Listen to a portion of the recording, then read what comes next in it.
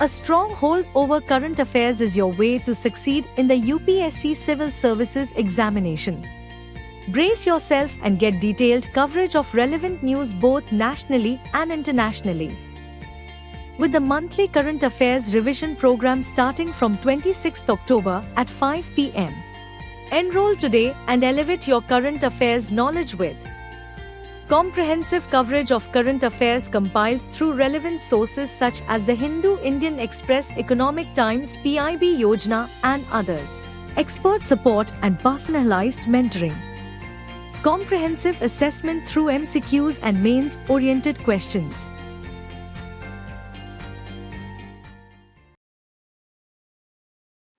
Hello and welcome to this edition of News Today. Without delay, let's have a look at the headlines first. 5th Global Standards Symposium convened in New Delhi. Heavy reliance on AI could pose risks in financial sector, says RBI Governor. Pathways out of the poly crisis, Poverty, Prosperity and Planet Report 2024 released by World Bank Group. Just Transition, Just Finance Report released by environmental think tank iForest. Guidelines for Prevention and Regulation of Greenwashing and Misleading Environmental Claims 2024 issued by CCPA. World Survey on the Role of Women in Development report released by UN Women. Today, we're discussing the 5th Global Standards Symposium or GSS24, which just wrapped up in New Delhi. This is the first time this prestigious event has been organized in the Asia-Pacific region by the International Telecommunication Union and hosted by the Department of Telecommunications, Government of India. The theme of GSS24 was Charting the Next Digital Wave, Emerging Technologies, Innovation and International Standards. ITU, by the way, is the oldest UN specialized agency established way back in 1865, and it continues to play a crucial role in global digital communication. Now, let's dive into the key outcomes of GSS24. First, consensus-based international standards. There's a strong push to bridge the standardization gap between developed and developing nations. Initiatives like ITU's Bridging the Standardization Gap program will play a key role in this effort. Second, standards for sustainable digital technologies. The symposium emphasized the need for international collaboration between standard development organizations. This would enable developing countries to embrace digital innovation and benefit from emerging technologies. Third, high-level segment catalyzing change. One of the highlights was recognizing the importance of Global Digital Compact, which promotes international cooperation. The role of AI and other emerging technologies in driving digital transformation was also underlined. Fourth, standards and sustainable development goals. GSS24 highlighted how international standards support the sustainable development of new technologies. An example is the #Standards for SDGs campaign, which aligns technology with the UN's Sustainable Development Goals. Fifth, smart cities and sustainability. There was a special focus on smart cities. The United for Smart Sustainable Cities initiatives led by ITU and partners like UNECE and UN Habitat aims to help cities achieve sustainability goals. So GSS24 has set the stage for shaping the future of global digital standards while ensuring sustainability and inclusivity for all. Speaking at the 90th high-level conference organized by the RBI in New Delhi, the governor expressed concern that the growing use of AI could enable a few technology providers to dominate the market, creating systematic vulnerabilities. Currently, AI is widely used in the financial world in several critical areas: algorithmic and high-frequency trading, credit scoring and approvals, customer services through chatbots, and predictive analytics for market trends and risk management. Now, while this technology is certainly advancing the industry, it comes with its share of risks. One major threat is concentration risk. Imagine if multiple banks relied on similar AI models for trading. If those algorithms failed, it could trigger cascading effects across global markets, potentially causing massive sell-offs and creating more market volatility. Another significant concern is algorithmic bias. Since AI is trained on historical data, it could unintentionally lead to unfair practices. Take an AI-driven loan approval system, for instance. It might start denying loans to specific demographic groups, even if it's unintentional. And then there is data security. The misuse of sensitive data could lead to identity theft, fraud, and major financial losses, affecting both institutions and customers. Moreover, the AI-driven world has a transparency problem, often referred to as the black box phenomenon, where the decision-making process behind AI systems is unclear. And then there are AI hallucinations, where the technology generates misleading or outright false information. So how do we mitigate these risks? The governor suggests some important measures. The governor suggested comprehensive AI regulations, working alongside researchers, policymakers, and security experts. He pointed to global practices like Algorithmic Accountability Act of 2023 in the US as a model to learn from. Furthermore, it maximizes defense capabilities by incorporating a security by design approach from the very beginning of AI development, ensures that safety measures are in place at every stage, protecting both the institutions and customers. Finally, we must focus on learning and adaptation. Advanced threat detection through the analysis of vast real-time data can help identify potential cyber threats and ensure timely responses. So while AI offers remarkable potential for the financial system, the risks cannot be ignored. Regulatory oversight, transparency, and advanced security measures will be key to ensuring that the benefits far outweigh the dangers. In our next news, World Bank report titled Pathways Out of the Poly Crisis, Poverty, Prosperity and Planet Report 2024 released. This report presents a comprehensive framework aimed at navigating the complex trade-offs in the three critical areas of economic development: poverty, prosperity, and planet. One of the key findings highlights the alarming stall in global poverty reduction. Over the past 5 years, progress has slowed down to a near standstill, primarily due to a phenomenon the report describes as polycrisis. This term refers to the convergence of multiple crises, including sluggish economic growth, increasing fragility, climate risks, and heightened uncertainty, all of which complicate national development strategies and hinder international cooperation. As we look ahead, the report projects that the global population living in extreme poverty will reach 7.3% by 2030, significantly higher than the World Bank's target of just 3%. This is a worrying trend, especially as it moves us further from achieving the United Nations Sustainable Development Goals aimed at eradicating poverty.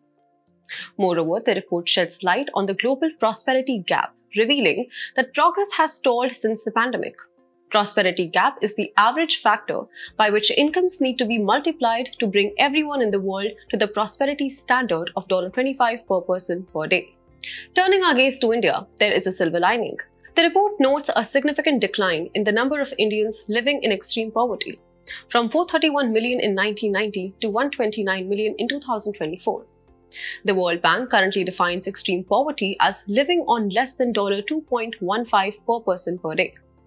To address these pressing issues, the report outlines several proposed pathways and priorities. First, it calls for faster and more inclusive growth to increase labor productivity and employment.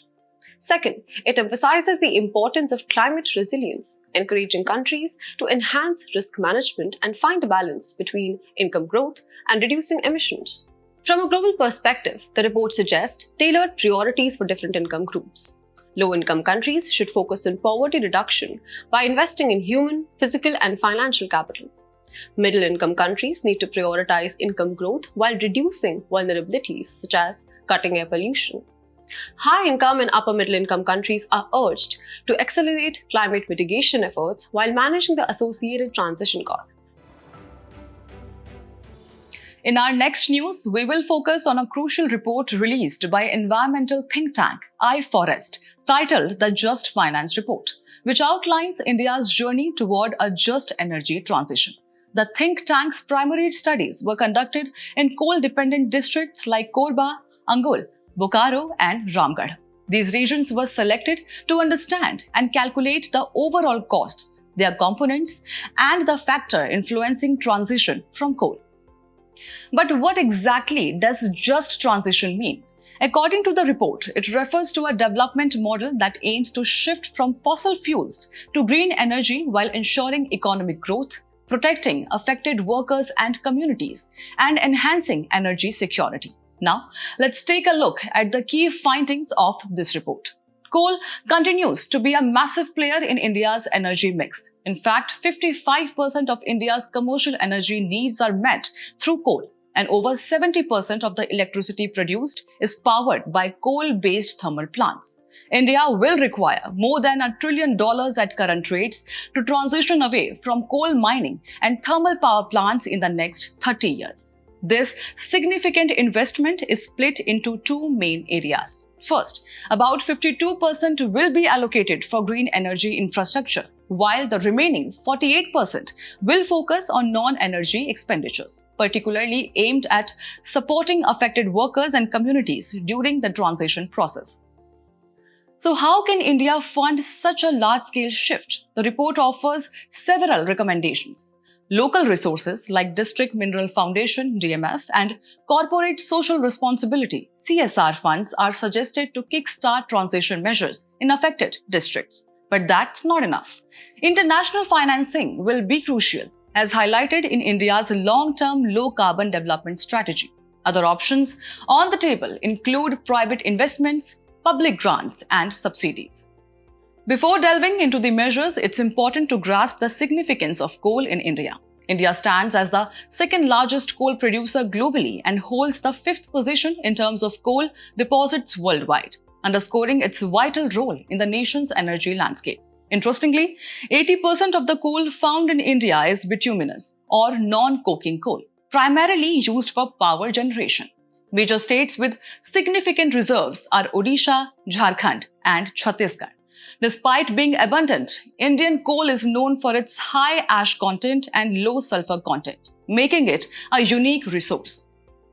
In summary, while India's shift toward green energy is vital for a sustainable future, the road to achieving it will require a balance between massive infrastructure investments, careful support for communities, and securing international partnerships.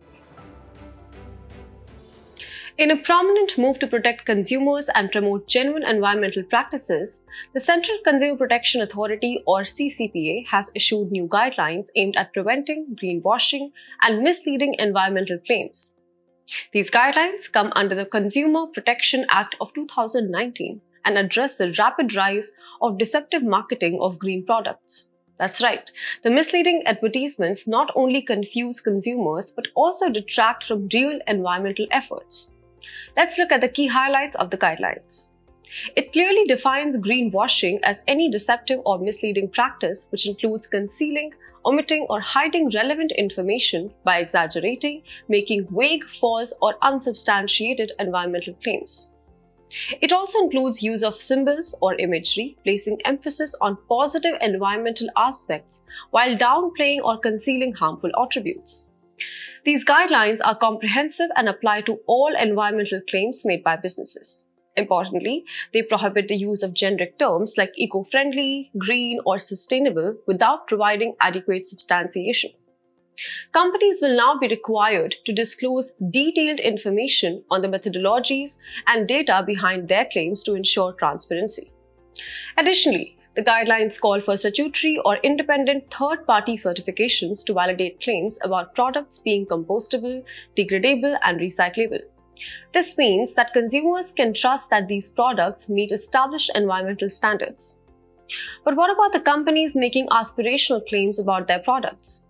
The guidelines allow for aspirational or futuristic claims, but only if the companies have clear, actionable plans in place that detail how they intend to meet those objectives. This requirement ensures that companies can't simply make empty promises without a roadmap for accountability. In a significant development, the World Survey on the Role of Women in Development report has been released by UN Women. This year's theme focuses on harnessing social protection for gender equality, resilience, and transformation. The report takes a comprehensive look at the progress, gaps, and challenges in establishing gender-responsive social protection systems. So why is there a pressing need for gender-responsive social protection, or GRSP? The report emphasizes that gender-responsive approaches aim to address gender-specific risks, vulnerabilities, and constraints faced by women. These include lesser access to resources, the disproportionate burden of unpaid care and domestic work, gender-based violence, and a lack of voice in decision-making processes.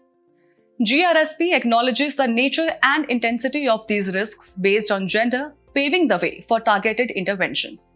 Let's move on to some key findings of the report. Alarmingly, 2 billion women and girls worldwide lack access to any form of social protection, including cash benefits, unemployment insurance, pensions, or healthcare. Moreover, over 63% of women globally still give birth without access to maternity benefits. These gender-specific risks and vulnerabilities are further exacerbated by factors such as conflict, climate change, and economic shocks.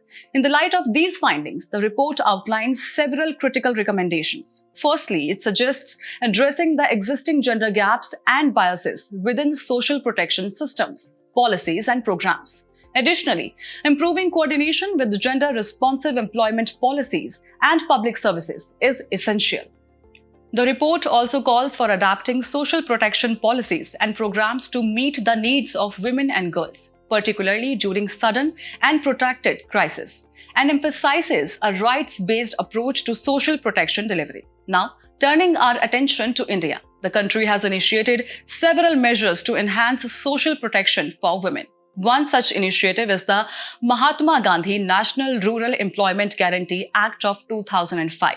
Manrega, which guarantees at least 100 days of wage employment per year. Another key program is the Pradhan Mantri Matra Vandana Yojana, providing financial subsidies to pregnant and lactating women. Furthermore, the Pradhan Mantri Ujjwala Yojana aims to provide free LPG connections to below poverty line households, helping protect women from health hazards associated with cooking fuels. This report not only highlights the pressing need for gender-responsive social protection, but also underscores the steps that can be taken to create more equitable society. By implementing these recommendations and building on existing initiatives, we can work towards ensuring a brighter future for women everywhere. In today's Personality News, we will discuss Dr. A.P.J Abdul Kalam. World Students' Day was observed on October 15th to honor the efforts of distinguished administrator and scientist Dr. A.P.J Abdul Kalam in the field of education. He was born on October 15, 1931 at Rameswaram in Tamil Nadu. He was 11th President of India who focused on transforming India into a developed nation by 2020. In terms of his key contributions, he was the project director to develop India's first indigenous satellite launch vehicle, which successfully injected Rohini satellite in near-Earth orbit in July 1980. Also known as Missile Man of India, he was Chief Executive of Integrated Guided Missile Development Program at DRDO. He gave the strategy for rural prosperity known as PURA, or providing urban amenities to rural areas. His major literary works include Wings of Fire, India 2020, A Vision for the New Millennium, and Ignited Minds.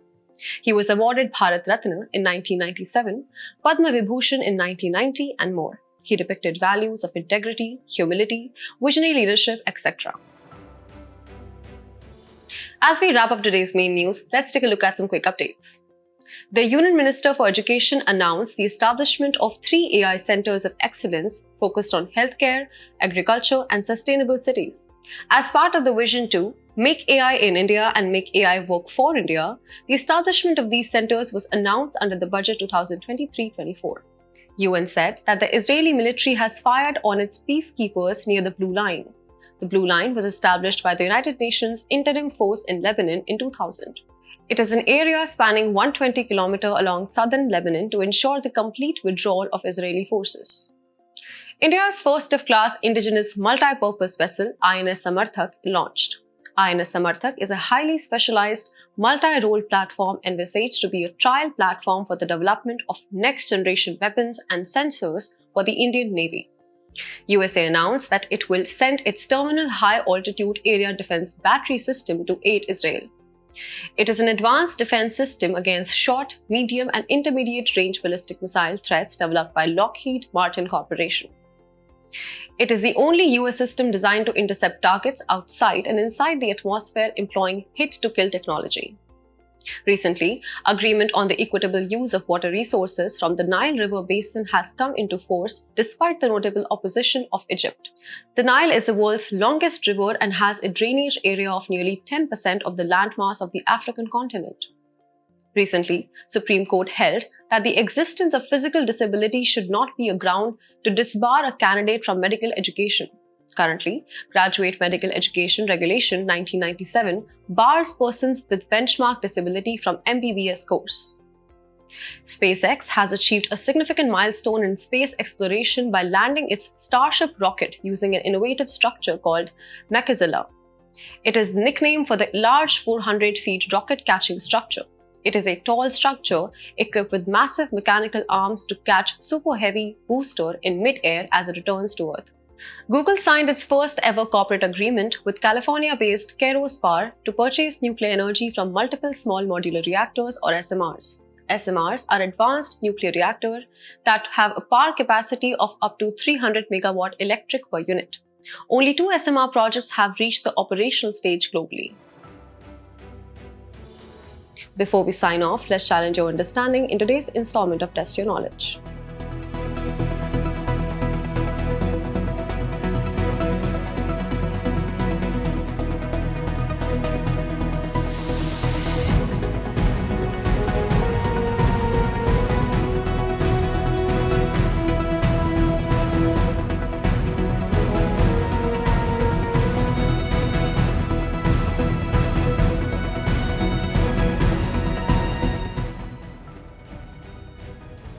Thank you for joining us. We hope you found our today's episode engaging.